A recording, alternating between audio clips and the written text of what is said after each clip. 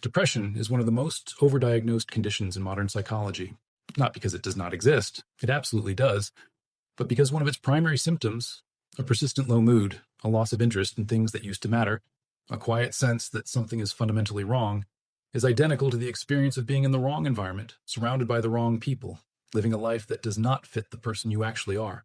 In the mental health industry, which is not designed to ask whether your life needs changing, but whether your brain needs medicating, has spent decades treating the symptom without examining the cause. This is not an anti-therapy video. Therapy saves lives, and I believe that without qualification. But there is a specific subset of people sitting in therapists' offices right now, being handed diagnoses and prescriptions, whose primary problem is not a chemical imbalance. It is a social one, and nobody is asking the question that would make the difference, not what is wrong with your brain, but who are you spending your time with? Because the research on social environment and mood is unambiguous. The people around you are not just influencing how you feel. They are directly shaping the neurological activity that determines whether you feel depressed or alive. Here is the mechanism. Your brain contains mirror neurons, cells that activate not just when you perform an action or experience an emotion, but when you observe someone else doing or feeling the same thing.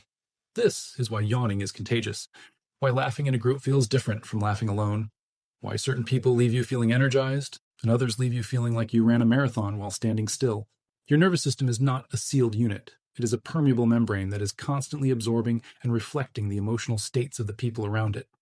And when the people around you are consistently operating in states of stagnation, cynicism, low ambition, or unconscious misery, your nervous system picks that up and starts mirroring it. Not because you are weak, because you are wired for connection, and connection requires attunement. The problem is that attunement does not distinguish between people worth attuning to and people who will pull your baseline down to match theirs. Psychologists call this emotional contagion, and the research shows it operates below the level of conscious awareness. You do not decide to absorb the emotional state of the people around you. It happens automatically, continuously, and cumulatively. 6 months of daily exposure to people who are stuck, people who complain without changing, people who mistake familiarity for friendship. 6 months of that and your neurological baseline shifts downward. Your default mood drops. Your motivation decreases. Your sense of possibility narrows.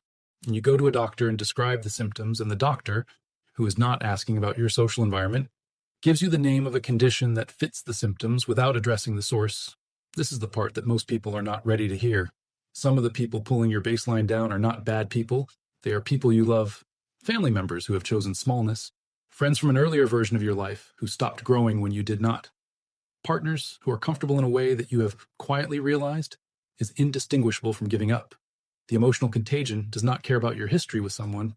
It does not care about loyalty or shared memories or how long you have known each other. It operates on proximity and frequency.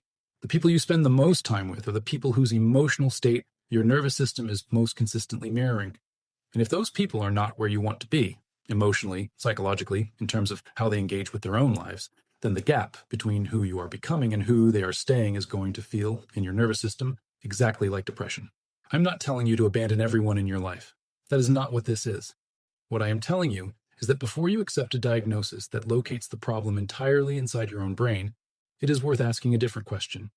Not what is wrong with me, but what is this environment doing to me? Because those are different questions with completely different answers.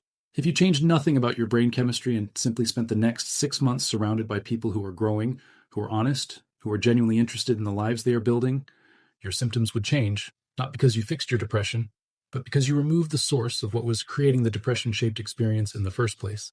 The research on this is not fringe, it is mainstream. Social environment is one of the strongest predictors of mood, motivation, and long-term psychological well-being, stronger than most people realize, and stronger than most mental health conversations acknowledge.